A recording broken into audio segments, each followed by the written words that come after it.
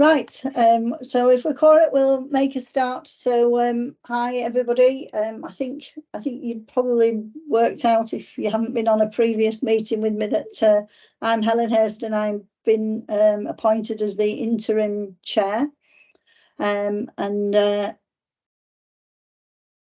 I've sort of inherited a number of meetings, so you'll have to bear with me if I sort of stumble my way through some of these. They may not be as familiar to me, and I might not quite do it in the way you normally do it. So just be kind to me. I'll be trying to do it the best I can. It's also quite a challenging agenda, so I will. Please do not be offended if I move us on, because we have to try and get through this in the time we've had allocated. So first off, have we got any apologies for absence? We've received apologies from Louise Bryant, non-exec director, and I think Adrian Cresswell, one of our public governors, advised that he may not be able to attend. And Ruth Wood, I think, has some other commitments today, so I think she might be able to join us, but a bit later on. Okay, thank you very much. And has anybody got any declarations of interest in any items on this agenda? No, if anything occurs to somebody during the course of the meeting that you think, oops, I should have said that, then just put your hand up or put something in the chat. Okay, so we turn now to the minutes of your meeting that you held on the 20th of July. So I have to rely on those of you who were there. And if you have any matters of accuracy, I'm not going to go through them by page. I'm sure you've all read them thoroughly. And those of you that are I dotters and T crossers will no doubt have noticed things. So has anybody got any amendments on those minutes? No, so I'm not seeing any hands going up. So I'm going to move that these are approved as a correct record of the meeting on the 20th of July. Okay, I shall take that as read. So in terms of matters arising from these minutes, you have an action sheet on the back page. In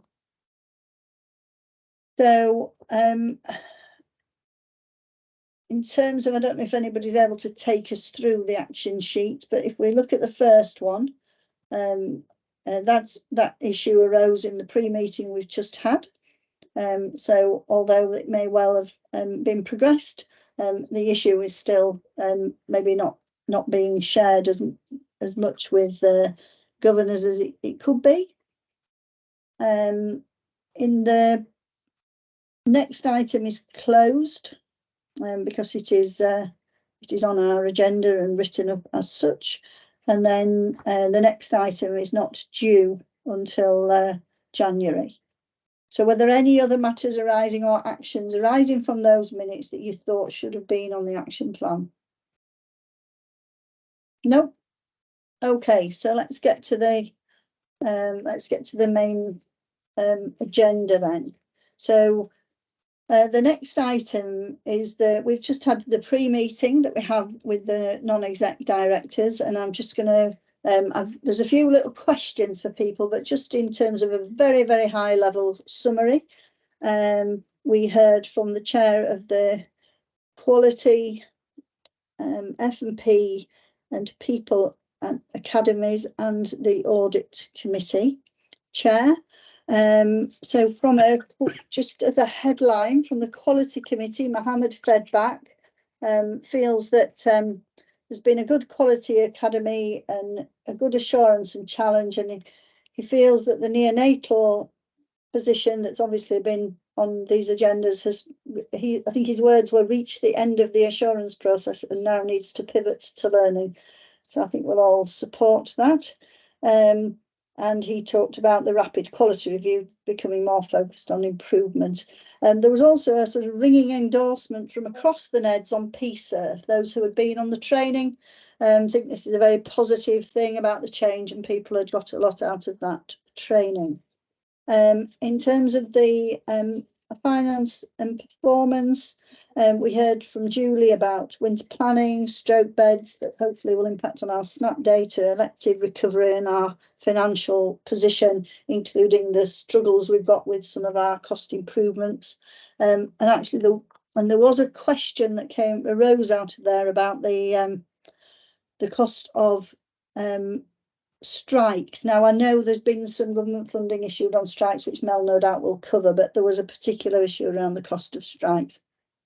On our People Academy, Karen shared some really good news around some of our staffing numbers, some of our absence, improvements in turnover, in terms of being at full establishment in neonates, still some challenges around ED and ICU. So some sort of, really good progress was how she framed, I think, the feedback around, some of our key metrics around staffing, but in particular, there was some questions around the update on international recruitment from colleagues, and also a more sort of what we do with Datix reports and themes and feedback when they come out. Do people get feedback on those? And then there was a third point that came out of those discussions around the sort of human impact, if you like, the impact on the neonatal team as a result of some of the publicity around the departure of the former chairman, and some concern about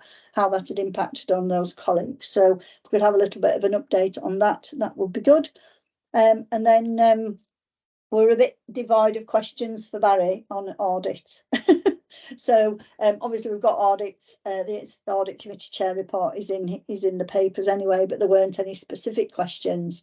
The only other thing that arose was, and it sort of sat a little bit between maybe quality, maybe F&P, maybe audit, was around whether we do any what sort of analysis we do around discharges and discharge planning. But we said that's not for today, but that's for maybe on our future work plan. It would be a good thing to perhaps look at from the governor's perspective. So I'll leave that sitting with the execs to consider, or maybe onto our action plan for a future meeting. So from a governor's perspective, hopefully I've captured all of the points that you wanted me to raise there, and I'll just hand over to maybe Mel to start with, and then maybe if Karen can pick up some of those specifics, or any of your other colleagues. Actually, I don't think Karen's on, is she yet? Or is she? Yes, she is. The other Karen. Oh, yes, yeah, she's there. Yes, sorry, yes, I'm yes. flipping between my screens. Yes. Okay, so are you able to cover those points for me? We are indeed, Chair. Thank you so much. Thanks, governors, for the questions. So I will pick up on the government funding for strikes. I was going to cover it in the Chief Exec's report, but I will do it here, and that enables us probably to take the Chief Exec's report as read, with just some opportunities for questions. And then I'll bring colleagues in. Perhaps Fahim can give us an update on international recruitment, along with Karen, who's also, since I think we last met, has had a trip to Pakistan. And I'll ask Ray if he's on the call, which I'm sure he is. Yep. About what we do with Datix reports, themes and feedback. And then Karen and/or Ray can perhaps comment on the impact on our neonatal team. So I'll start with the government funding. Colleagues will be familiar with the fact now, in total, I think we've had something like 40 days worth of industrial action, starting with the Royal College of Nurses, subsequently junior doctors, latterly consultants, sometimes simultaneously, sometimes on different days, for periods of 1, 2, even 3 or 4 successive days. And the estimate that the NHS made in terms of the financial consequences of that was around £1 billion, and at the same time a commensurate loss of equivalent elective activity. Just yesterday, about 11:15 yesterday, I was actually in London to hear it announced anyway, from Amanda Pritchard and Julian Kelly, that the NHS has identified in conjunction and negotiation with the Treasury an additional £800 million, which we allocated out to the 42 integrated care systems to address the financial pressures as a consequence of dealing with the strikes. In addition to that, there is a reduction in the expectation of the level of elective activity that was planned to take place. Now, they've already recalibrated this expectation once in recognition of the impact of the first few months of the strike action. Originally was planned to be 107% of activity when compared to the baseline of 2019. It was recalibrated down to 105%, and now it has been recalibrated down again to 103%. So at the same time as injecting additional money to cover the additional costs of strike action, that's paying people extra and using temporary staffing and so on and so forth. We've also got a commensurate level of reduction in the expectation of delivering elective activity targets, which, when it all boils down, also has a monetary value as well. And the calculation there is that monetary value is about 200,000. So if the NHS asked for £1 billion, there is £1 billion. Not all of this has come from the Treasury.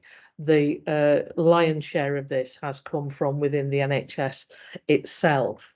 And so it calls for a reprioritisation of plans that would have otherwise been in train. And what we are required to do as systems, so West Yorkshire ICB will be required to submit within the next 2 weeks a new operational and financial plan. And for our part at BTHFT, we will be recalibrating our own financial and operational plans that will go to aggregate up to the West Yorkshire position.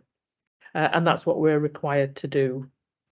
So there will be meetings at West Yorkshire and place and organisational level to enable us to do that. It's a sizable piece of work. But the letter is very clear that the foundation of the reset should be to first and foremost protect patient safety, including maternity and neonatal care, which we're going to come on and talk about, and prioritise urgent and emergency care so that patients receive the best possible care for this winter, and progress on existing commitments on elective and primary care recovery programmes, as well as our other goals in respect of addressing health inequalities and all of those things.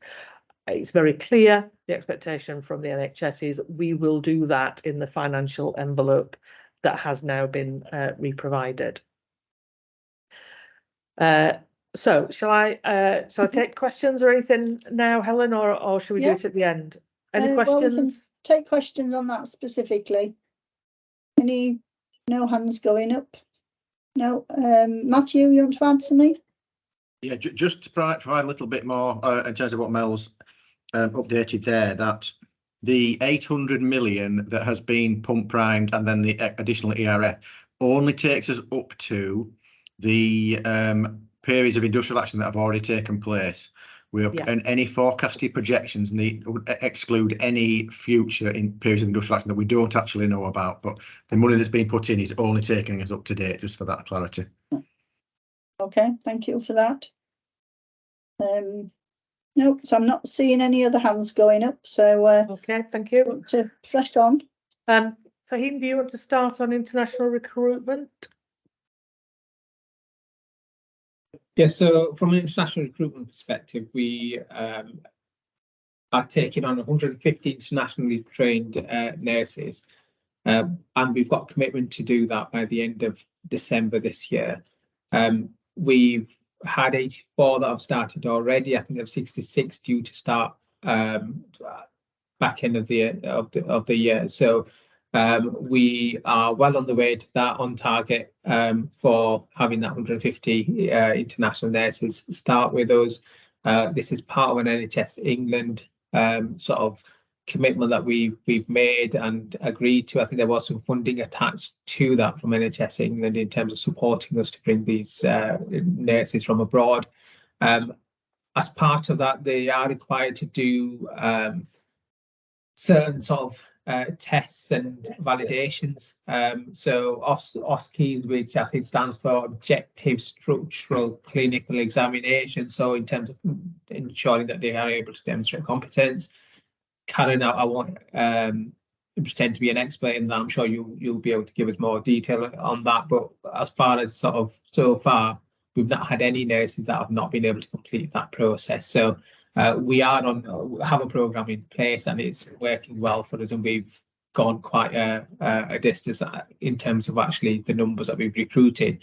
I think the really important thing from our perspective around international nursing is the support to actually help those staff assimilate, and pastoral support in terms of actually helping them sort of adapt to a new culture and a new country and a new ways of working. So there's been a huge amount of support put in through our nursing colleagues to ensure that there are channels for individuals to be able to seek advice and support and sort of from pastoral care perspective. So I don't know, Karen, if there's anything you want to add on that. Yeah, no, you did very well then, and I'm glad you tried to say what OSCE stood for, because I don't know either. All I know is it's where they test to see whether they can go on the register or not. So Fahim's right, so we're committed to 150 overseas recruits in this financial year. And we had really good successful international recruitment last year, mainly from African countries. But this time we've buddied up with Kerala in India. And all the standard of international recruits we've had are very, very good. The nurses that are coming over from India are exceptional and really hitting the ground running, which is really good as well.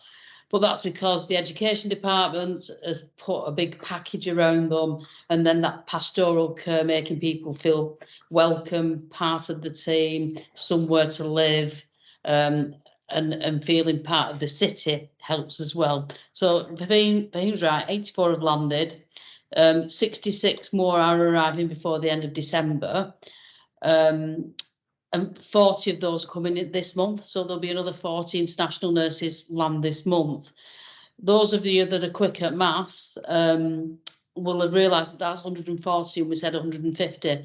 There's another 10 of our own internal staff who already work for us that are qualified as nurses in other countries, but that are not registered with the NMC. So we are supporting our own staff also, and that's really crucial. Karen asked a question in chats, and this probably links a bit to Mel saying I went to Lahore about 5-6 weeks ago now. So there are a number of countries on the red list where we cannot actively recruit from, and Pakistan is one of those. India is not. So with the sources that we go through, we only go to countries that we are allowed to recruit from. Saying that, we can't actively recruit, but people can choose to come and work here from those countries as if they wish. And we know we've got a number of links in the city with Pakistan, whether that be Mirpur or Lahore.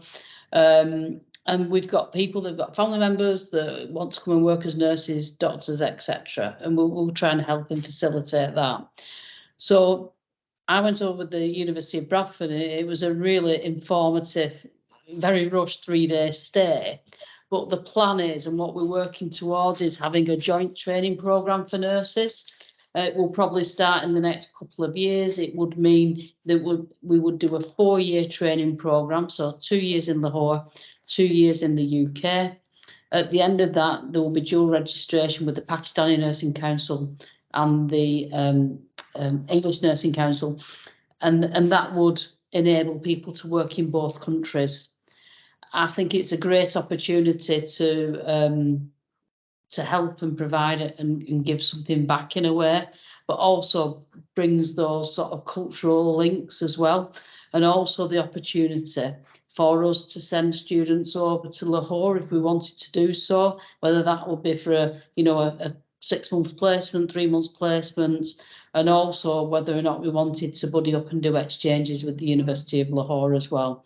So slightly different model of health in Pakistan, very complicated, but the University of Lahore has its own hospital, so they own the hospital as such, which is the University Teaching Hospitals of Lahore.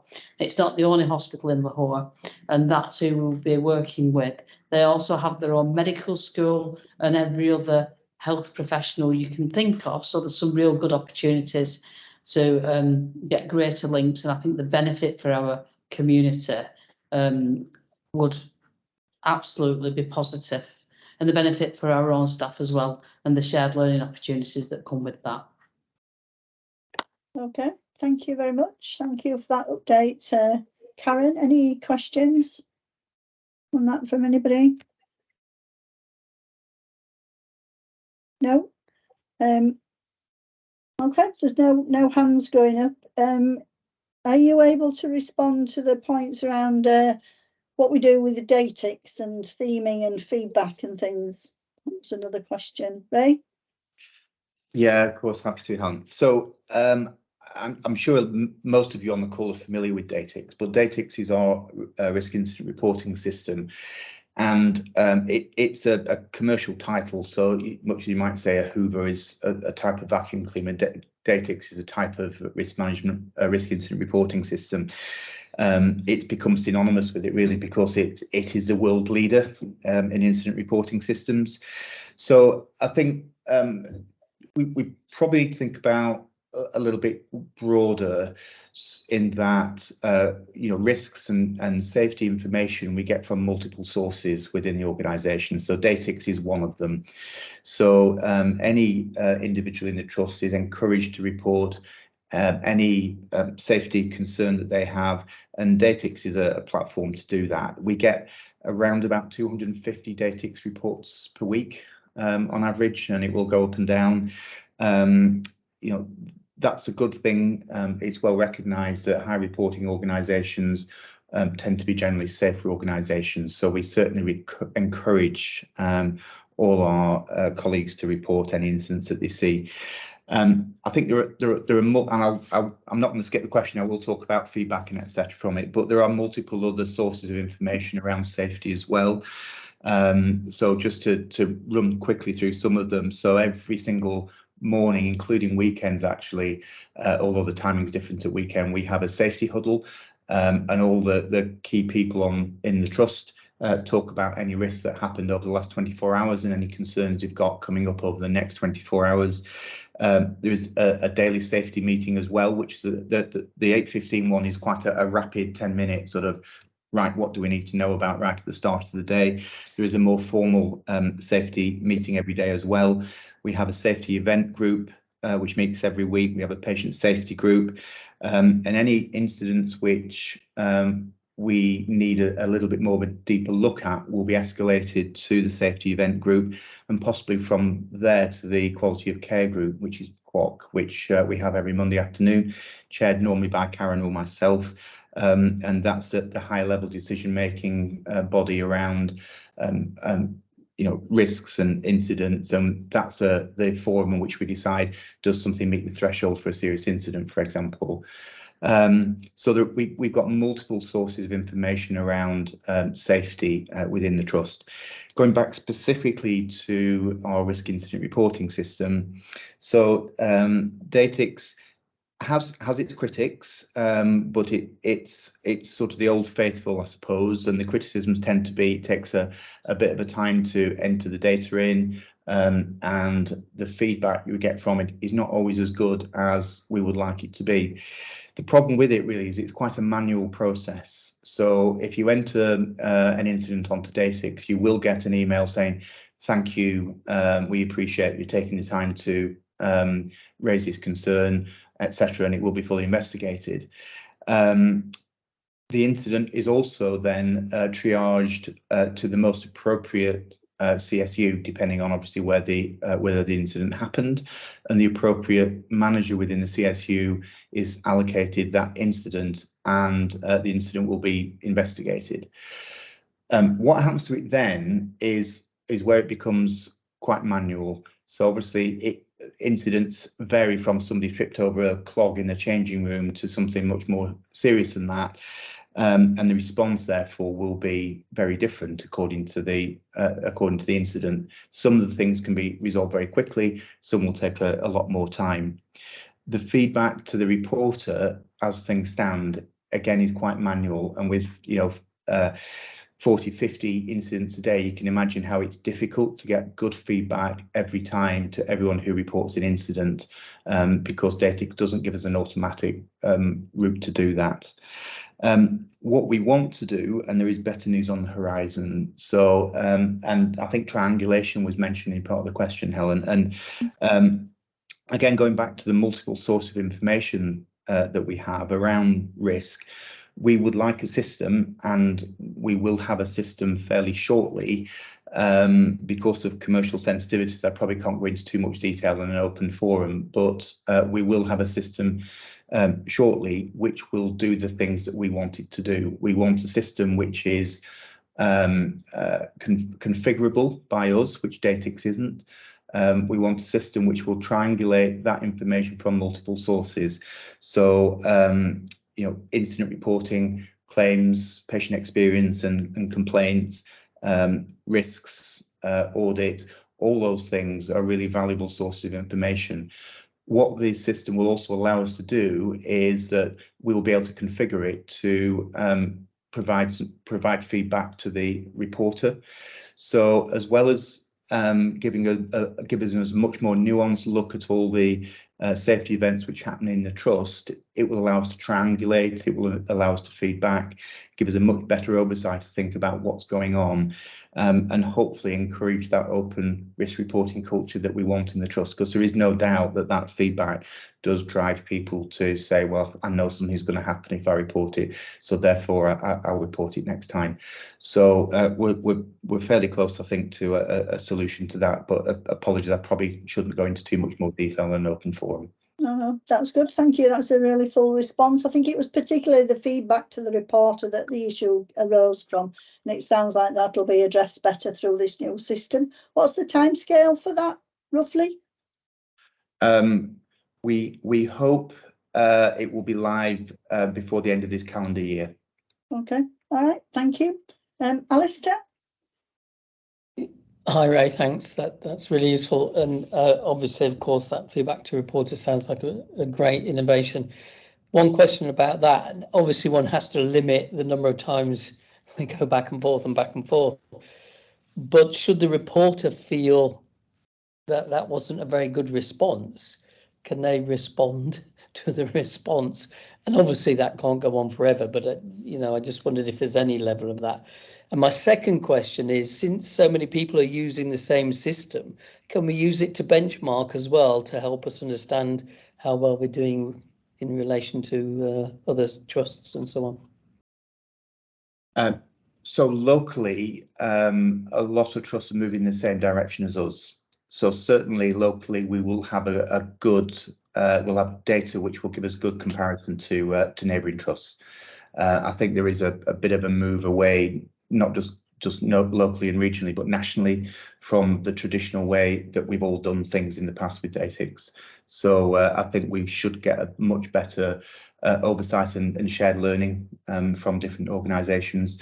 And in answer to your first question, Alistair, so yes, the feedback, the response will come from not just a computer and a mailbox, it will come from a person. So there will be somebody who's contactable if the individual wasn't satisfied or had further questions. Thanks. Okay, thank you. Right, so that's good. Thank you very much. That's in terms of, I think that covered all our points, apart from the one around the sort of the impact that there's been on colleagues in our neonatal unit, and I wondered if we could just have a little summary response on that. To be fair, Julie did give us a bit of an update when we were in the pre-meeting, but I guess for the record it would be good to have it here. So I don't know if that's Mel or Julie, whether you want to just say what you said in the earlier meeting. Mel, do you want to do it? We'll see if we're consistent. I talked about the meeting we'd had with them, and I talked about them coming to board to share their feelings with us, so we could have chance to reflect on that. But I'll let you pick up Yes. anything Okay, else you want to share. Thank you. I'm sure Julie's conveyed, because it was quite a difficult meeting for us both, really, to hear some of the messages that they wanted to share with us, which was a frustration, I think, and a frustration with us as a board, first and foremost, for I guess inviting a level of scrutiny which they feel is undeserved and unwarranted, given that, and this would be their position, they believe, and this is what we too believe, but we are testing out independently through NHS England, the level of transparency and openness with which we approach the declaration, the investigation, the sharing of learnings, and the conclusions of serious incident reports, and the frequency with which, in a number of different forums, updates are shared in that regard. And so to have it alleged that or inferred that there isn't that openness and that desire to learn is quite disturbing for them as a team. It has generated so much additional work at a very busy time for them to trawl through lots of information to justify that position. And at the same time, I think the bigger concern is for the impact that it has on the families of the people whom we serve, the babies, in terms of the level of confidence they have in our service, most especially those families who have babies in the unit right now. And of course, this all comes very hot on the heels of the Lucy Letby case, having brought that into extremely acute focus in any event, and us having put measures in to enable people to come forward and talk about their previous experiences of having received care as families on the neonatal unit, the impact, the emotional impact on all my colleagues who work in that environment, and concerns that really that what it displayed is a lack of understanding and appreciation of some very, very significant improvement work that has taken place over a number of years now. You've already heard about neonatal recruitment. Well, that was really challenging at one point. The reason why it's not as challenging now is because of the perception out there that the neonatal unit is a good place to work, a supportive place to work, and is doing very positive things.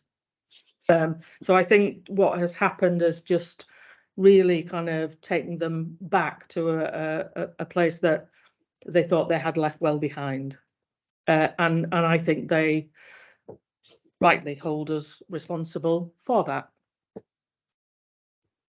Okay, thank you very much for that update, and difficult to hear, I guess, for all of us.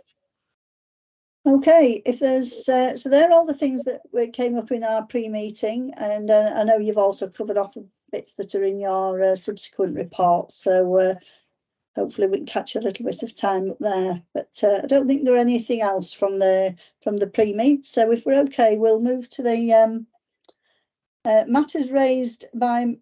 So obviously one of the governor's roles is to be in touch with their communities and the membership of the trust and bring those issues forward. I don't know whether or not, Laura, there's anything specifically been raised with you. I would say that the matter on discharge that we mentioned earlier did come as a direct sort of result of connections with the community. So that's, so I guess, some evidence of how that came on the agenda. But Laura, anything that you've had raised with you to bring today? No, we haven't had anything raised sort of since the last meeting to raise.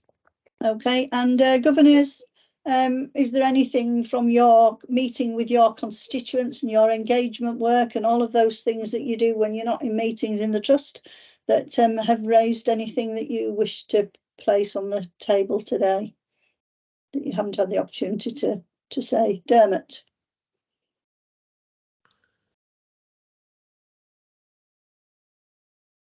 Dermot, you're muted. Thank you very much. It's worth noting that several people have asked about the reports in the newspapers about the chair's resignation and the follow-up from that. And I know that I'm not alone in having people approach us around that. And I think it's very important that that is mentioned in this meeting, open meeting today. Obviously, it's complicated. There's ongoing processes. There's a lot of detail in this, but I think it's important to note that there's been a lot of activity amongst the board, non-executives and governors in terms of addressing many of the issues raised. I don't think we need to go into all the details at this point while there's still things to be resolved, but people have approached me and I believe some of my other council governor colleagues as well.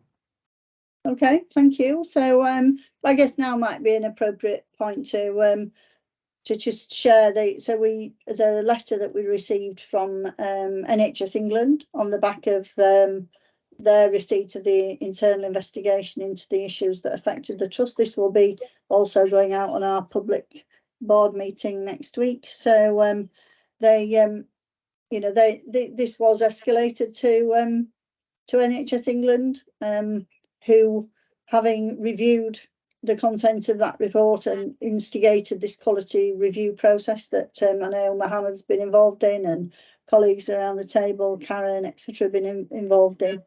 And they've, but what they have also done in the sort of broader issues is given us a set of points that we have to follow. So those points are that we've specifically got to the Council of Governors and the board have got to appoint an external interim chair to oversee these processes, i.e. the work we're doing internally on quality, etc. That's me. So yeah, I'm here. So that's bullet point number 1. Bullet point number 2 is to move to immediately recruit a new substantive chair. And that has been the start of that process went through the Nom and Rems committee with the governors yesterday, I think. It's been a long week. The third bullet point was we're required to continue to be involved in this quality review process, which is in play in line with national processes. And we obviously had an update on that as governors at the pre-meet with the non-exec directors, and Mohammed shared that this has now moved into a slightly different process that is focused now on improvement. And that will continue to be reported. The fourth bullet point was that NHS England said we have to conduct a well-led review, and that has to be done by an independent provider. And that has to cover in-depth aspects of quality reporting, as well as traditional areas of capacity, capability, culture, strategy, governance, improvement, innovation, data and information, risk and performance management. And Laura and I are in conversation about how we identify the independent provider. There is a framework from which you draw that independent provider. But I'll be dead frank with you, NHS England will tell us who we've got to use. So, we're not on the front foot here. Let me put it that way. So there's a degree of probably they'll tell us who we've to use. The only thing we're concerned about is Deloitte have done a number of recent ones, but they are our external auditor. So there would be a conflict of interest. We can't use them. And then the final bullet point is request that the ICB chair and chief executive work closely with us on these matters as local partners and commissioners. And that's basically the oversight, the way we conduct ourselves over the next few months is going to be subject to the scrutiny of the ICB chair and chief executive. You will be aware that there is an action plan that came out, resulted from that internal investigate, that report. And that action plan will also be going to the board. and it contains a number of issues. Some of them are quite relationship-based issues. They relate to the relationship between the chair and the chief executive, which we probably need to sort of look to how they become more generic and less specific, given that the chair is no longer the chair. And then there are some that are very pertinent to things we've talked about, such as neonates and these serious incidents and the like. So all of that will be finding its way into board papers next week. We're just working out what goes where and when. So I think that's probably what I need to say in terms of this process. It's fair to say we're under a massive amount of scrutiny from both nationally and regionally in terms of how we respond to this. And there's two things I would particularly like to do while I'm your interim chair. That's my to-do list from NHS England. I've got a to-do list from the governors as well, which more or less matches up with that. But the two things I specifically want to do is do some board development work and actually do some reflection and think about how the board recovers itself, because this has not been a good place for the board. I know in our pre-meeting, some of the governors talked about people being defensive, and I suggested that that's probably normal given everything people have gone through. It's probably a normal reaction. So we need to do some reflection and recovery work as a board.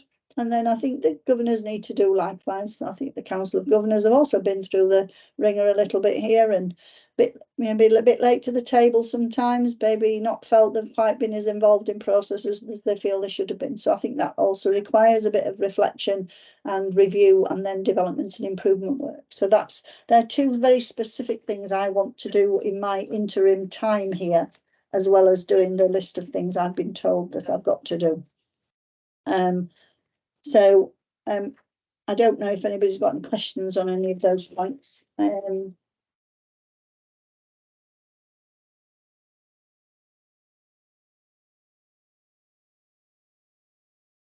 Ibra? And then Alistair. Hi. Thank you. I just want to echo what Dermot said.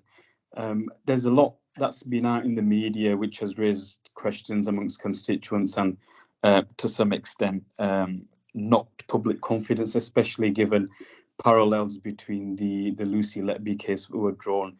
So I just want to understand, do we have a strategy in place to try and regain the public confidence? What do we intend to do about the lost public confidence? So I'll give maybe Mel would like to come pick this up in terms of maybe communications and maybe things we could do to support you in those conversations. From my perspective, what I would say is we've probably got to build a bit of confidence in ourselves first. I think what I've observed coming back in here, everybody feels a bit battered by all of this, and I think it's very difficult to present ourselves and inspire the confidence of the people we're here to serve if we're not quite feeling it ourselves. I think there's been a real loss of trust in the organisation, and that needs to be repaired. I think at the moment, I think this feels to be quite contained to the very senior levels of the organisation, and I'm not getting a sense at the moment that this is impacting on day-to-day care. But we need to be sure of that. But I think we could probably support you as governors in terms of some consistent communications that you could use, that we could sort of perhaps develop. I don't know if that's anything you've thought through, Mel, in terms of how we move forward. So I happen to have done my sort of routine filming today of the weekly roundups, and immediately after the crew were leaving my office, they were off to the home of a family whose baby had been in neonatal care. The baby was born at 23 weeks, and it's a whole piece around what happens in our neonatal unit, and that's something that we're planning to go out, because I think the point that Helen makes is a really important one. People's trust and confidence in the unit has been shaken because of what they've heard. The question for us is, was there any basis? Was there any foundation and validity to the messages that were put out? And if there were, then we have a very big improvement job to do. And we need to take the users of our services along on that journey with us. If there wasn't any validity, or there were some aspects of it, but it wasn't clearly, you know, it was a very different picture to the one that was portrayed in terms of Lucy Letby. That's, you know, that we're talking about the only similarity with Lucy Letby was it was a neonatal unit, I would suggest. And if that isn't the case, and that's we're not the judge of that, other people will be the judge of that, the NHS England process, who will say, actually, we're content that there are no patient safety issues. I believe from what they already have gleaned through the process, that had that not been the case and won't be the likely outcome, we wouldn't have the content of the letter that Helen has already described to us, in that there are no plans for any regulatory interventions or additional actions. The actions that are ascribed are around governance. They're about board operations, governor operations, and the recruitment of a chair and interim arrangements.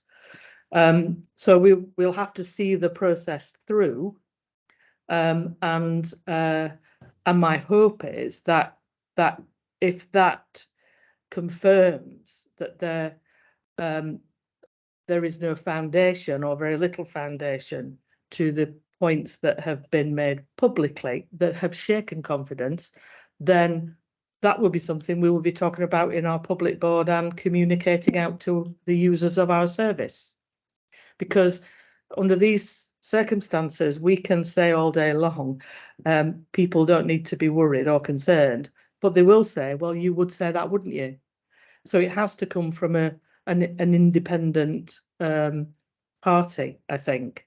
But we can continue to communicate with the public to reassure them about the process, and as Helen's articulated, to demonstrate our openness to inviting and supporting that process to take place, which is what's expected by virtue of the letter. The letter arrived well after that process had already started, and we're in the middle of it.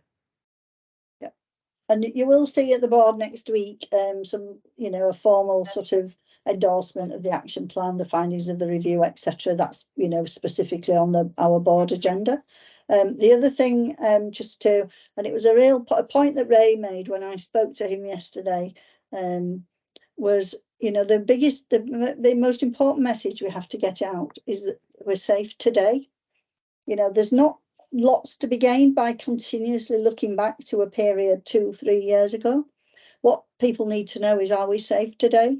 And, you know, having that level of assurance through our organisation, I think, is really, really important. And that's the message we need to get out, and to confirm that with people. And we've obviously got lots of ways in which we do that. Okay, Alistair. Hi, thanks. Sorry, what I wanted to say has changed a little bit as I've listened to people, so I'll try and do my best to get it right. I think one of the concerns we had as governors was the communications aspect. So I think I would ask that and I'm going to say something that's really obvious. I'm going to say that we're super careful about communications, and I think everyone will say, well, we are. But I think there might be a level of care we can take around the communications by perhaps getting a bit more external, relatively external eyes and or ears on stuff before it goes out.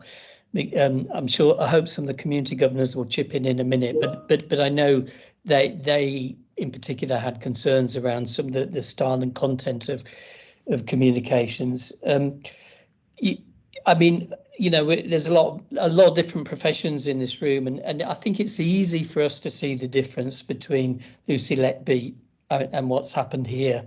But we've got to see it through the eyes of people who are not quite so familiar. And of course, there's a massive range of familiarity just in this room, never mind once we go out into the community. So we've got to try and see it through the eyes of the community and therefore understand how to communicate it and what to show them. Just the last thing I wanted to say, Helen, was around the issue of governors late to the table. I'm sure this will all come out through review and so on. But I do think one thing the review must look at very specifically is how well is the role of the governors understood across the board. And so I'm not just saying within the governors, I'm saying, you know, by NEDs and by execs and even wider, you know, by staff and so on. But I think that perhaps it's not been clear and therefore we have not been spoken to. I know obviously perhaps we've not pushed enough to be spoken to. I'm quite ready to take that one.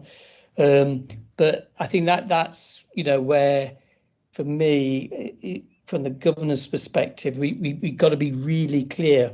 When should we be in the room and when shouldn't we be in the room? Yeah. Because I'm not sure that is yet clear. Yeah, so I think just on that point, so when you're talking about the review, I'm assuming you're talking about the well-led review. Obviously that is. Yeah. So the I just want to make sure there's not another review I didn't know about. So it's the well-led review, and the well-led review will be conducted to a pretty systematic common framework. That's sort of how it does. So, you know, I think that'll go where it goes. The work I described I'd like to do with the board specifically and with the Council of Governors specifically is almost like our own review of ourselves. And actually, where do we think we could improve? What changes do we think we need to make? What things should we do? And I think there needs to be a bit of self-reflection in there and a bit of opportunity for those you know, for everybody to say their piece, if I say it like that, because, you know, we need some sort of like open conversations and people can get things off their chest because there hasn't been that opportunity. I think in defence of the communication that go out, these are really hard things to communicate. There's, you know, it's a bit reactionary, a bit on the back foot in terms of presumably not being able to predict that the former chairman was going to take the action that they took, therefore puts it into a public domain that maybe wasn't anticipated. I'm sure my colleagues in the trust would reflect perhaps on some of the way those subsequent communications went out. I think we should forgive them because I think they were caught a bit on the back foot. You know, maybe with, you know, a bit of cold light a day, we could maybe have thought of maybe communicating things in a different and better way. Personally, I would urge you to sort of can we move on? I think we need to move on. It's not about covering it up or closing it down. There's lots of things out there now that we've got to have scrutiny over, but we do need to move on. And we need to be able to sort of get going, really. Okay, so I've got hands up and down and various people deciding they're not asking a question. So Mel, you've put something in the chat now, and then yeah, Fazana, it's okay. I'll put it in the chat. It's fine. All right, thank you. And Fazana? Yeah, I was just thanks, Helen. I was just going to say just the same as Alistair had, mainly about our roles and for everybody to understand what our roles are. And I don't know. As I said to my group, I've been here 6 months, and so it's hard to reflect when you haven't been involved or how you should have been involved. You should have, as far as I can see, that we have a role and we have certain specifications, and when those specifications are taken out of our hands, I think it's hard to understand when you're not told what's going on. So definitely on the communication side of things, we need to really work on that because I don't see what you know, as far as as far as what has been going on, I don't understand how we can help when we are not given an opportunity, and especially when it's our role to do that. I think, important points. So I think, we will take time as a council of governors, we will take time as a board to do that piece of work, to do that reflection, to think about what we would do differently. And I think, we'll bring that together at some point over the next few months. So it's important that we do it. It's important that we all have our opportunity to comment in there, apart from myself, clearly, because I've not been here. But I'll, you all need to have that platform. So we will do that, and that work will happen. That development work will happen. Okay, so if we're all right to move on, thank you for raising that, Dermot. I think it was important that that was going to be said at some point during this meeting, but it was always a toss-up whether it was going to come out of 5, 6, 7 or 8, but we've got it out under number 6. So Alistair. Sorry, I'm not sure. I just want to check where we're moving, because I did have a question from Mel's report. Is this the okay? Right? Well, I'm moving into Deputy Chair's report now. So Okay. I'm only on item 7. I'm doing badly on my management of the agenda, but I'm hoping I'll get some catch up a little bit.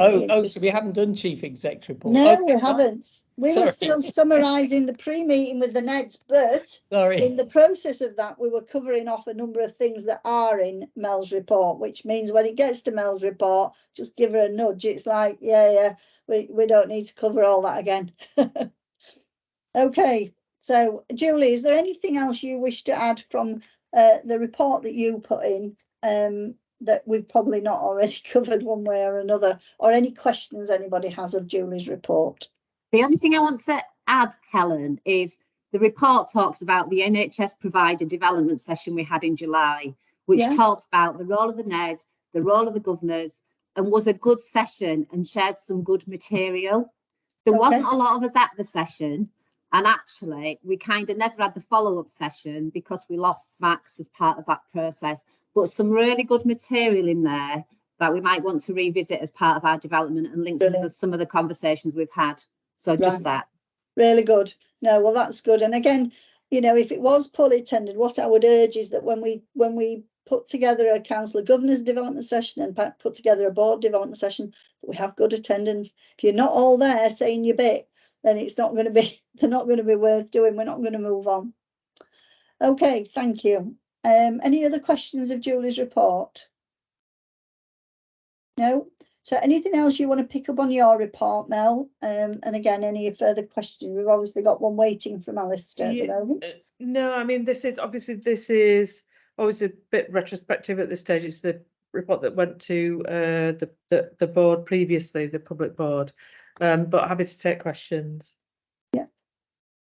Any questions for Mel? Alistair, I'll ask you before you put your hand up. Thanks. Maybe someone else was going to put their hand up. Mel, I think it's right that one of our improvement priorities has always been around time to treatment in cancer, even though we were doing pretty well in it prior to strike period and all that. I know, as I remember, our numbers were looking pretty good. But I just note in your report sort of changes in targets to account for the deficit we're bound to have due to strike action and so on. And so I just wondered, how much has the strike action knocked us off our trajectory towards reaching the original really strong targets that we were looking pretty good at, as I remember? And do we need to adjust to these lower targets, or can we stick to what we really wanted to do?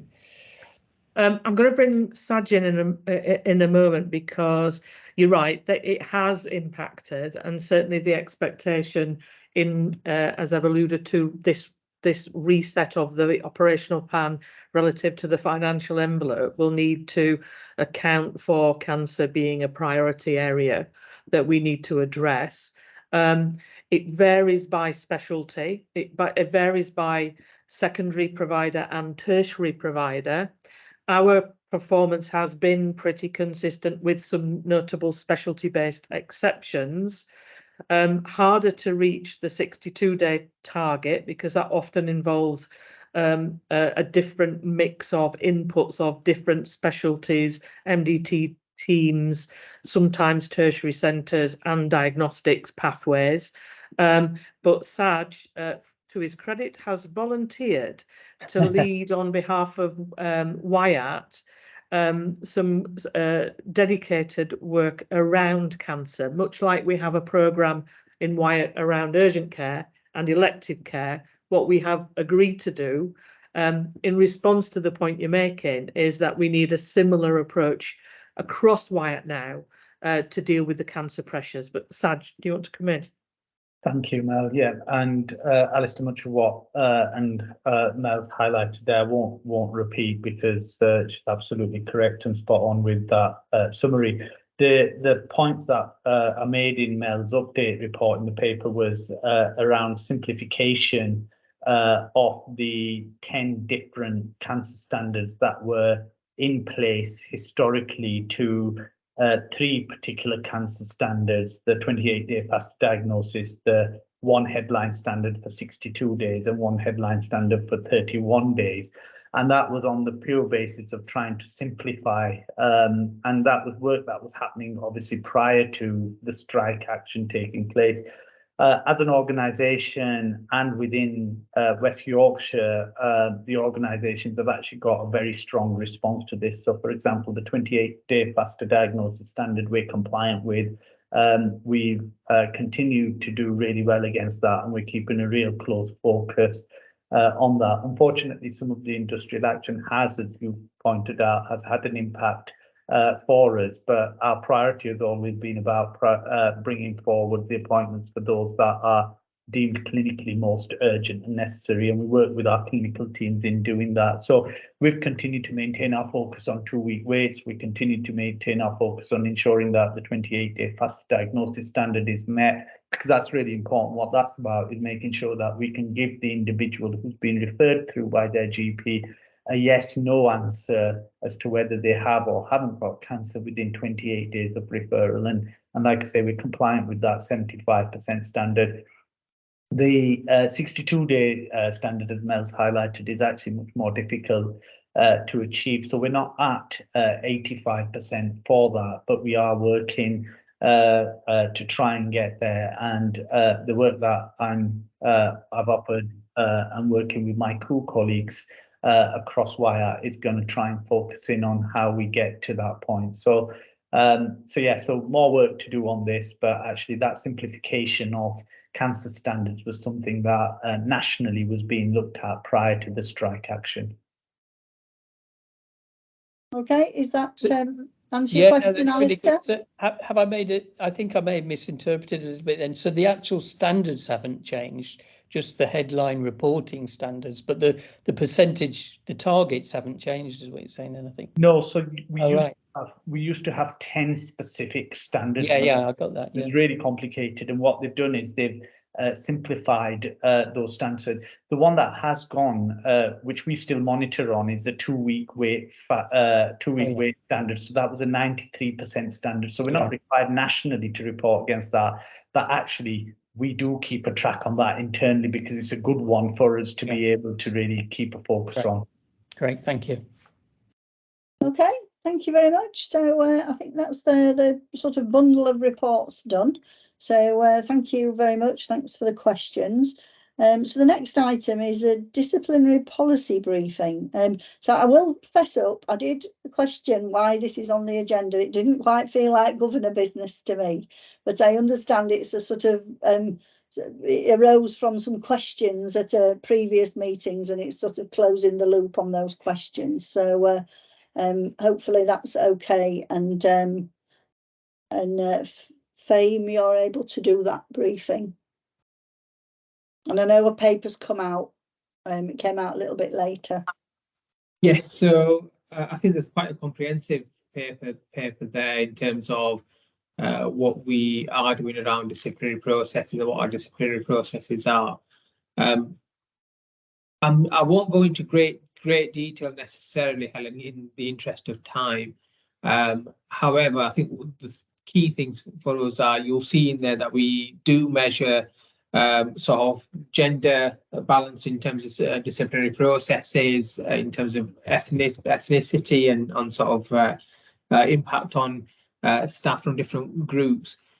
As part of our processes, we do review, and the report goes monthly, to every board. So every 2 months, every board gets a report on disciplinary cases, and in particular suspensions. So any staff that are suspended, there's a board report that goes through. People Academy regularly gets updates in terms of disciplinary processes, and anything coming off from the board goes into People Academy in terms of anything that needs further exploration.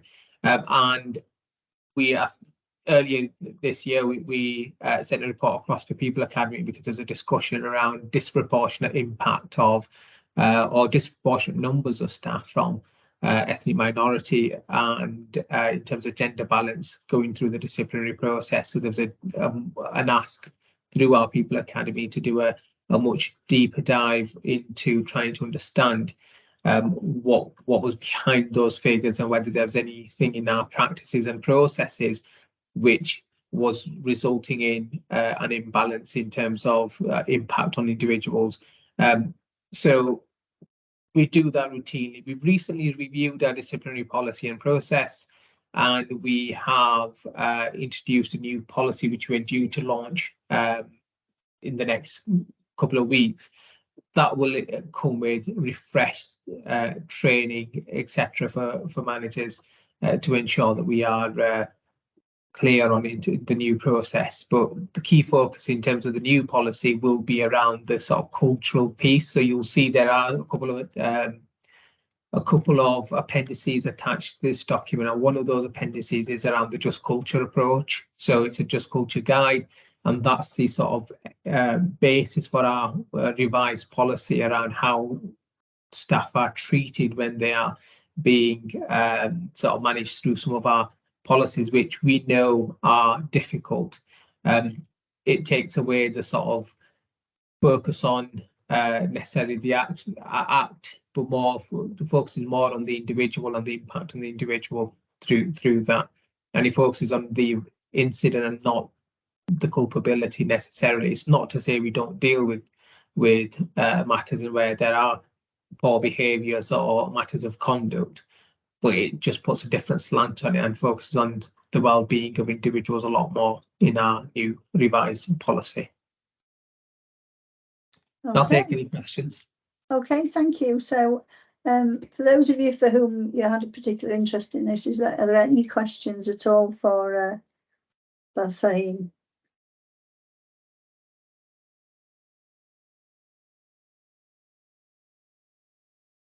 No, does this respond to what you were after? Yeah, I'm going to take silence as a yes, so we can note the report. And yeah, okay. If that's it, people are content with that, thank you very much. Thank you very much, Fahim, for that update. So I think we're now moving on to the charities update, and I'm thinking somebody may have joined us, and apologies if I've run 10 minutes over your allocated time, whoever it is that's joining us.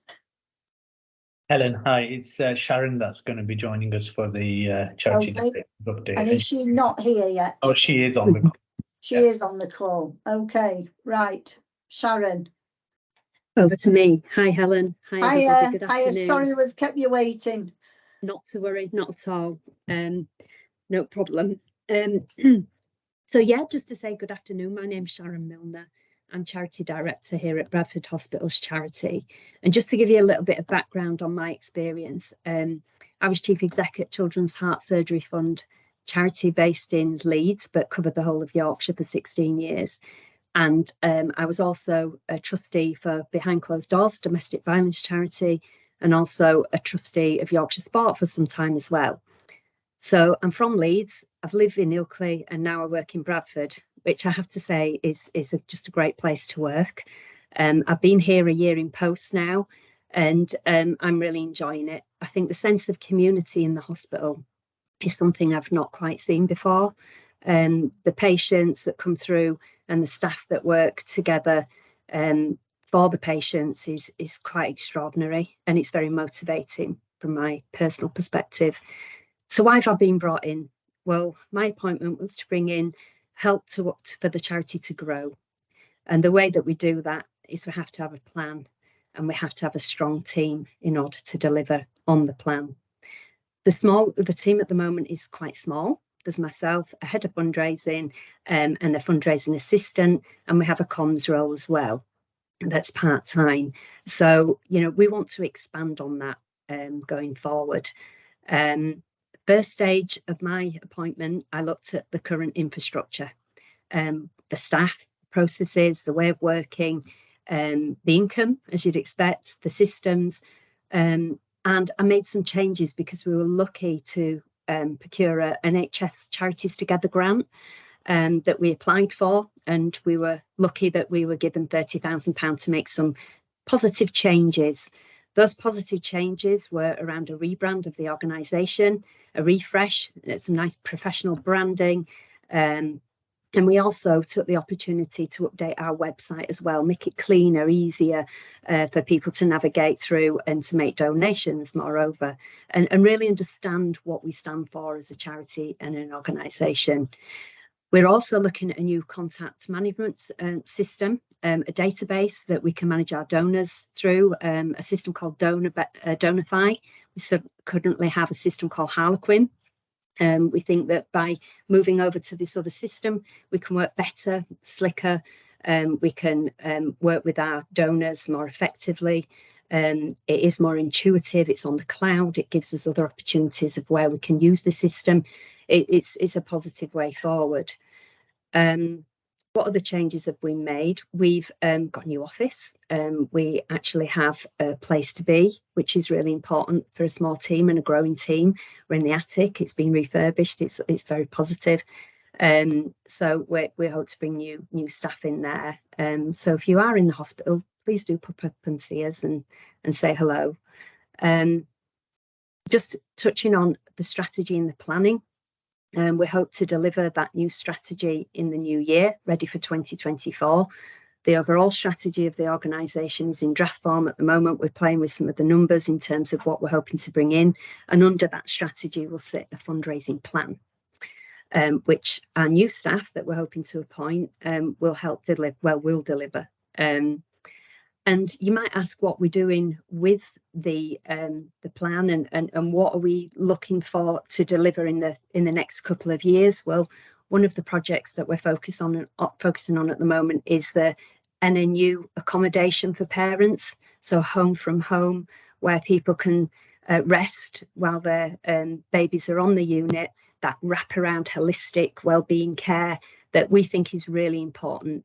And we hope to be doing this and delivering this work with the help of the Sick Children's Trust, a London-based charity that this is what they do. They deliver accommodation for hospitals, and they've not done it before in Bradford, so they're super keen to support us in that. What does that mean in terms of a relationship? If the project, we're hoping to get down to 3 million because the costs have soared, but we think we've managed to get those costs down for this project in recent months, and we're very hopeful that we'll get that to a solid 3 million, which means that the Sick Children's Trust are likely to fund half of that. They've pledged their support and they still continue to want to work with us. So that's all very exciting. The other thing that we've managed to do in the year that I've been here as well is when I just arrived, we'd launched the 100 Club, which is a membership for businesses. They come to the hospital, they learn about what we do, they have their name in the foyer on the tree in the hospital to say that they're supporting the work of the hospital, and they give £1,000 for that. They manage to network with each other, the businesses, and we want to grow that. It's currently at about 25 businesses. We want to make it literally 100 that will bring £100,000 income into the organisation. But there's more that we can do with those individuals when we do build that relationship with them. It's often not just £1,000. We can develop those relationships and do more. we're hoping to bring in a corporate fundraiser that will particularly target that piece of work, again, focusing on the income. So what will make us successful going forward? I truly think that good, meaningful projects that people want to support, aligning with the Trust strategy around innovation and capital projects is the way forward, and it's essential. So that's the exciting prospect. But hopefully I've not gone on too long there, but I wanted to open it up for questions in case you have anything for me. Just hopefully I've given you a broad brush of what's happening in the organisation. Okay, thank you. And Mohammed's duly declared his interest as a member of the 100 Club. In fact, I think everybody should be a member of the 100 Club, shouldn't they? That's what you want. Indeed. So thank you for that. And I guess it'd be interesting to hear what the relationship could be between the charity and the governors in terms of particularly around their reach and their networks. And there's a real opportunity for synergy there, isn't there? So if I maybe ask first for any just questions as to what from governors, and then maybe we could explore whether there's some potential for doing things together a little bit. So I've got 2 hands up, but I can only see. Oops, I'm flicking between things. So Saj. Yeah, thanks, Helen. My point was actually going to be on the point you just mentioned there in terms of the synergy and the support from the Council of Governors around some of the campaigns that we'd be looking to run. In particular, the neonatal unit campaign, once we get going with that, given the governors reach into our community. And that'll be a fantastic opportunity for us to connect up and really get the message out.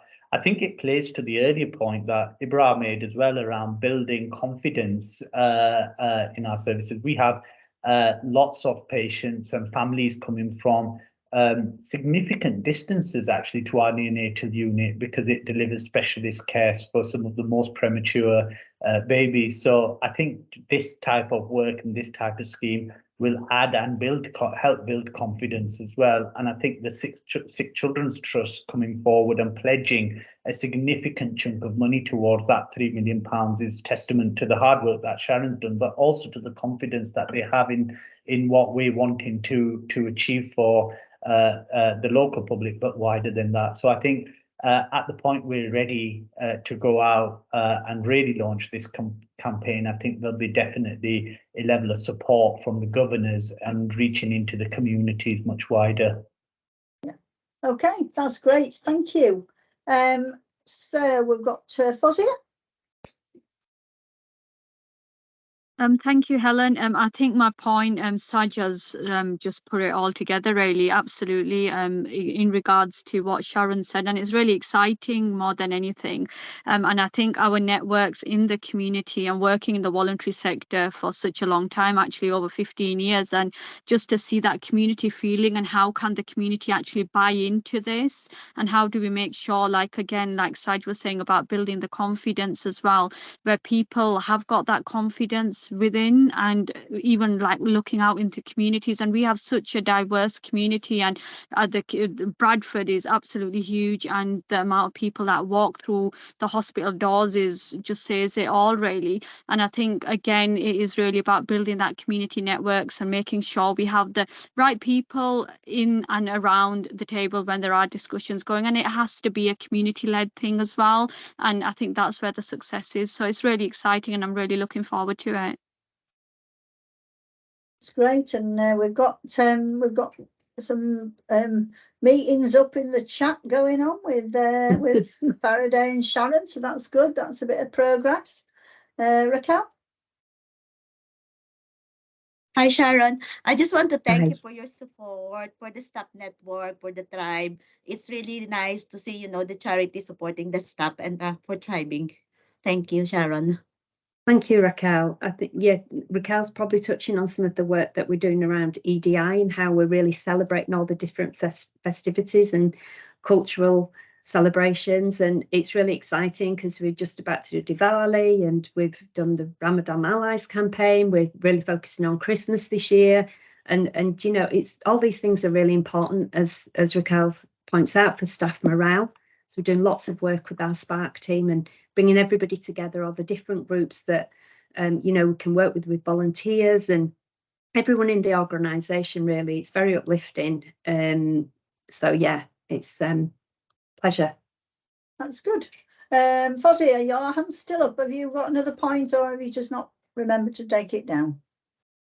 Take it down, sorry. All right, it's okay. Okay, so so I don't know what you wanted out of this, Sharon. Whether it's just to raise awareness and just to maybe make some connections, as you managed to do through the chat. But Yeah. is that what you wanted? Absolutely, Helen, just That's to make good. you all aware of what we're doing, Lovely. where we're heading, and you know, and anybody that wants to be involved with us would be happily, you know, we'll happily take that volunteer role forward. And yeah, so just really good to speak to everybody. Thank you for Lovely. your time. Thank you so much for coming. Thank you. Bye now. See you later. Okay, so we're now on to the NRC report from the governors, which fumbling with my papers.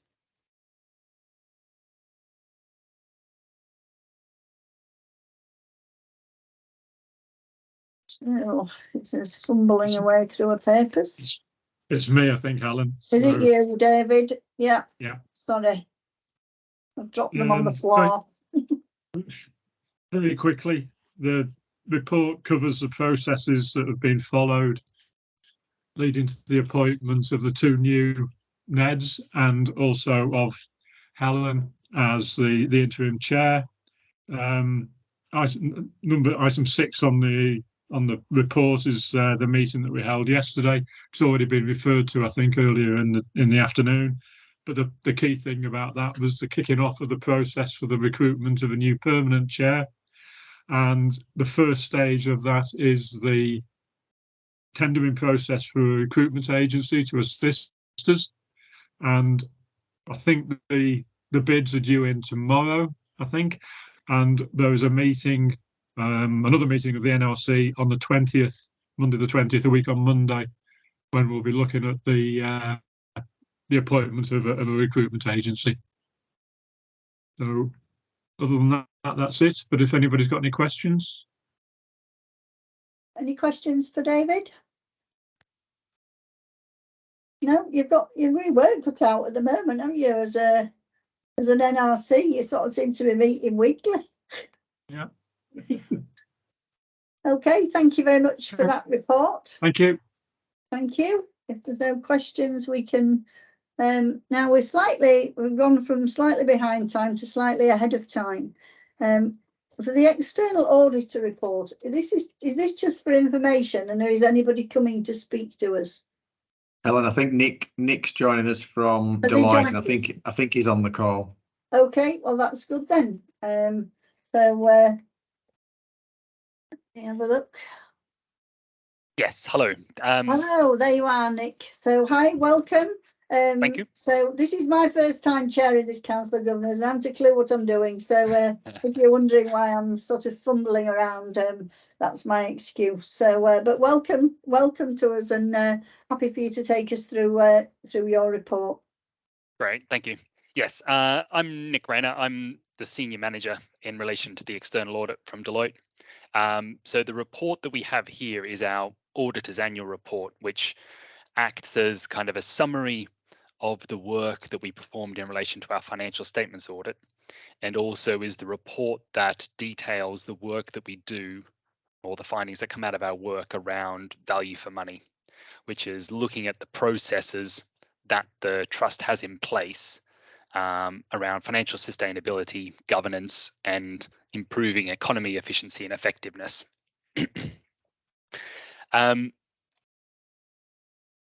So the first part of our report is kind of just a high-level summary. Kind of page 4 of our report runs through just the purpose of the report, sets out kind of the guidance that we're provided by the NAO and what drives doing this work. And then I was mainly going to focus on kind of the high-level points in relation to the opinion on the financial statements, because this work is something that we do and we sign off on the financial statements. The deadline was the end of June and we were slightly late on that this year, but this is just a summary of where we got to on page 6 of our report in relation to the various requirements of our work on the financial statements. There weren't, as part of the process, that all goes through audit committee and board and is approved and signed in that process. Over the following pages, there is just then a bit more of a summary of the process that we undertake in relation to the financial statements audit and the significant risks that we identify. So each year as part of our audit, we'll have areas of the financial statements that we consider to be where there is a significant risk of a material misstatement. And that just means that we do additional work around those areas and focus our testing to make sure that generally they're more judgmental or areas where the figures that the trust is reporting are more estimates. So there's kind of more potential that there could be mistakes or errors within the work. In the current year, we had the risks around accounting for capital expenditure, the property valuations, as there was a full property revaluation being undertaken in a year, and management override of controls. The management override of controls is a risk that we're required to have on all audits. It doesn't necessarily indicate that we think that there are specific concerns in relation to management at Bradford. It's just something that all audits are required to have. So those were the kind of significant areas that we looked at this year as part of our audit, and the findings that we've identified have been reported through to audit committee and board as part of our reporting on the financial statements. The other, page 11 of our report, it then kind of deals with the main purpose of this report, which is the value for money arrangements, which is where we undertake a review of documentation, the processes, discussions with various people at the trust around the processes that Bradford have to ensure that it achieves financial sustainability, that there's good governance processes in place, and that it's taking actions that will improve economy of effectiveness and efficiency and effectiveness around the running of the operations of the hospital. I was intended to just kind of go through at a fairly high level, and then if anyone has any questions, I'm obviously happy to go into any more detail. For financial sustainability, so from page 12 of our report, we're looking at the kinds of things that we're looking at is the position of the trust in the year, how they've done against the control total, and also on an accounting basis, looking at the budgetary framework that the trust has in place and how it's performing against its budgets, the information that kind of feeds through into that process to make sure people have the right information to be able to kind of plan effectively. And then obviously coming out of the COVID arrangements that have been in place for the last few years, then having an increased focus on the cost improvement plan and programs and the savings that the trust will be required to make as part of the ICS. And the main kind of, I suppose, recommendation or finding that we raised in relation to the financial sustainability was making sure that the trust focuses on identification and development and delivery of recurrent schemes as opposed to non-recurrent savings. Generally, all trusts will have some level of non-recurrent savings in any year, but that does just create future pressures on the budget that will have to be identified and solved in future years. So obviously, on an ongoing basis, the more savings, efficiencies that can be delivered on a recurrent basis, it will only make things easier for the trust in the future. Over the page, on page 14, the next section deals with governance. So I was looking at the review processes that the trust has in place, which includes things like the committee structure, the role that audit committee undertakes, the trust's use of internal audit, and the reports that internal audit feed back on around the internal controls that the trust has in place. And again, this also the governance also kind of looks at budgeting and the process around whether the way in which the trust sets its budget is very top down or very bottom up. And our view is that the trust's approach is kind of a sensible combination of both, so that you're getting the detail from the people involved in delivering the work while also being able to set kind of the overall strategy from senior management within the trust. We also looked at for this year the trust's arrangements to implement the new provider code of governance, which is effective for 23-24. And we noted that the trust had done, or had kind of applied the various guidance and reviews that had been suggested and had made good progress around getting prepared to be able to implement that appropriately. Within this section, we've also just noted a couple of the findings that that had come out of our financial statements audit that did kind of impact in the governance area.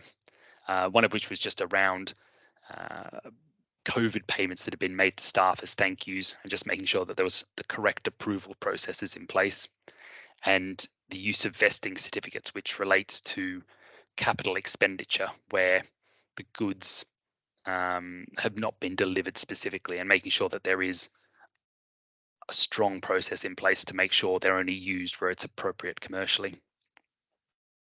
But overall, we didn't identify any significant weaknesses in the trust's governance arrangements. And then the final area that we address as part of the value for money arrangements is the improving economy, efficiency and effectiveness. And that's looking at making sure that the right information feeds through to the right parts of the trust's management so that they can make appropriate decisions. So we've looked at the information that feeds through to the F&P Academy, the types of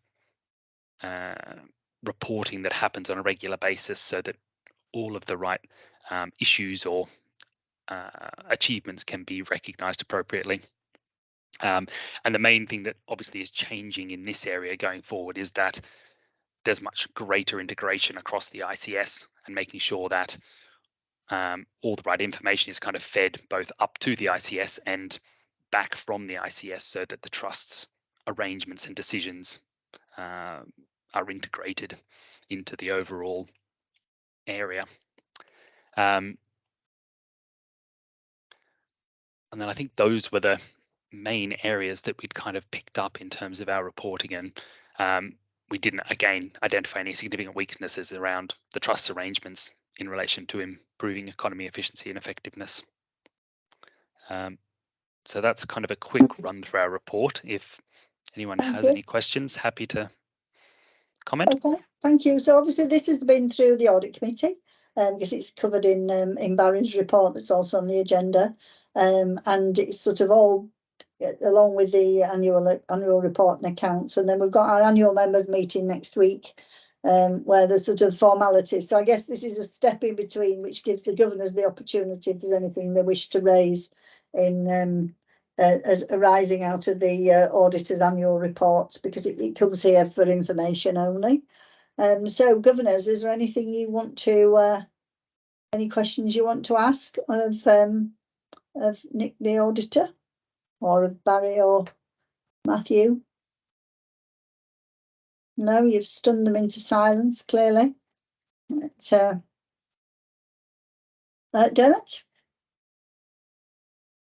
I mean, just in case there's any, I know it's not strictly audit, but in terms of the financial position, given the government's announcements of not giving additional funding, or maybe there'll be some through the ICS or whatever, is that going to substantially have any substantial impact?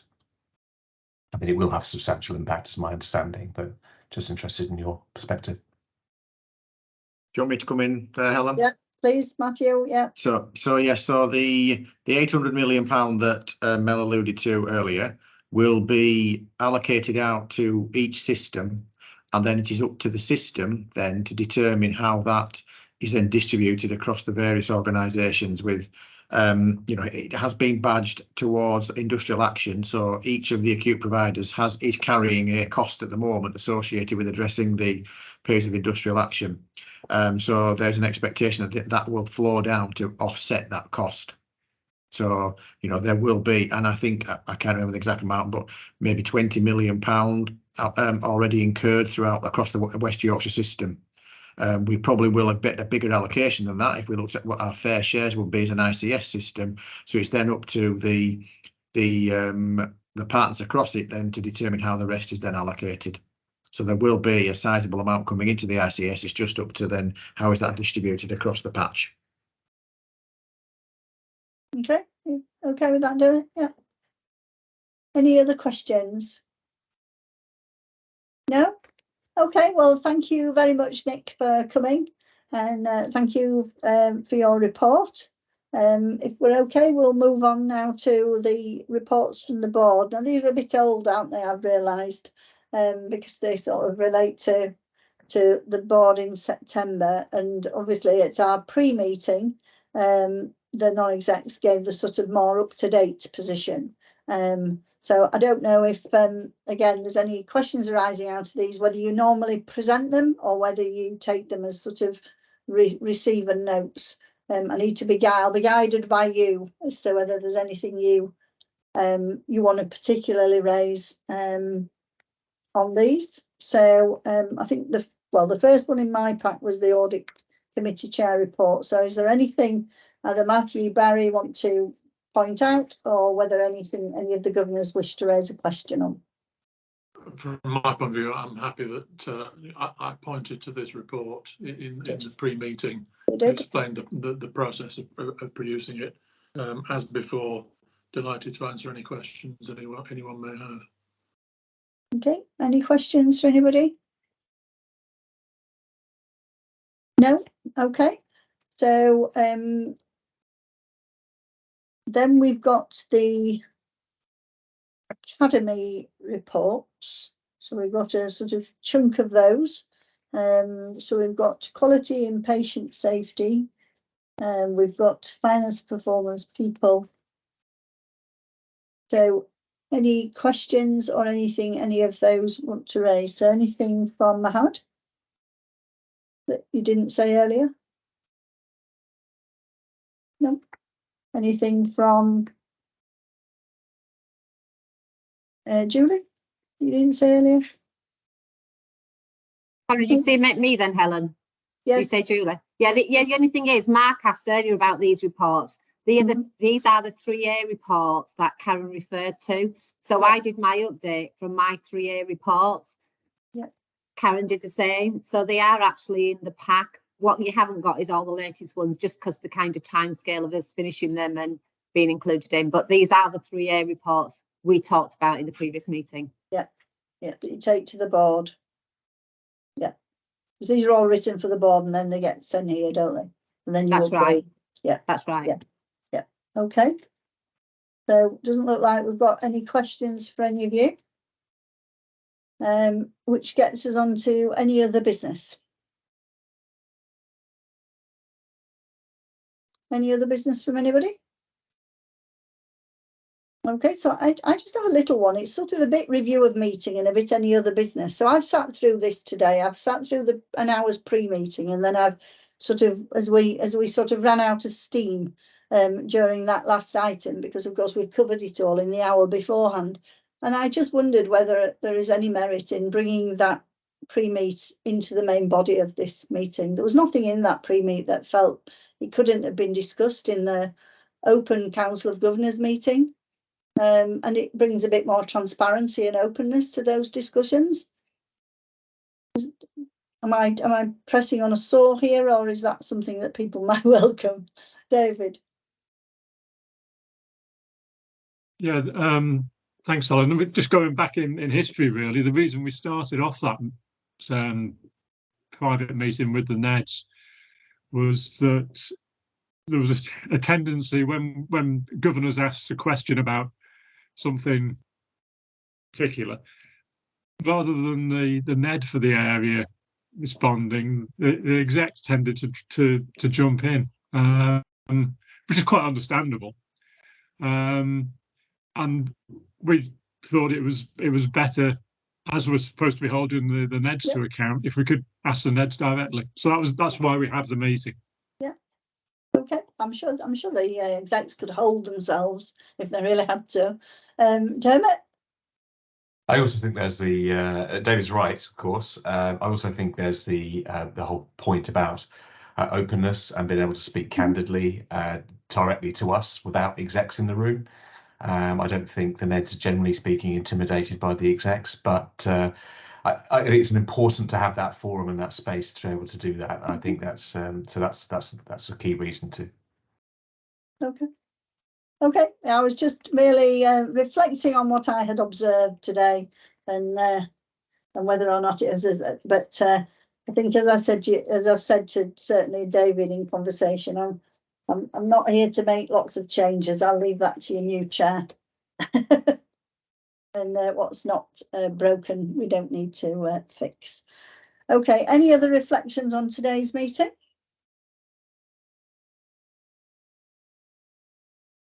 No. So the next one of these is in, yes. Sorry, Helen. Sorry, I just put to say well chaired, because it's been a long time since we finished on time, and I think the execs must have been pleased to have been invited in on time. So okay. Well done. Good. Okay. Thank you. Then the next meeting is on the 24th of January. I will be trying to get a development session in with the Council of Governors, hopefully before then, for us to proceed with the some of the reflection and recovery work that we talked about earlier. Okay, so if there's nothing else, we can move into the closed session for the Council of Governors now, which I believe is just me and the governors. Is that right? Okay. Thank you very much. Thank you, everybody, for attending, for doing your papers, for asking and answering questions. See you all later. Do we have another link for the next one? Yeah, we do have a separate link, Helen. Yes, if people could leave and rejoin. Yeah. Thank you. All right. Thank you. Thanks. I've got to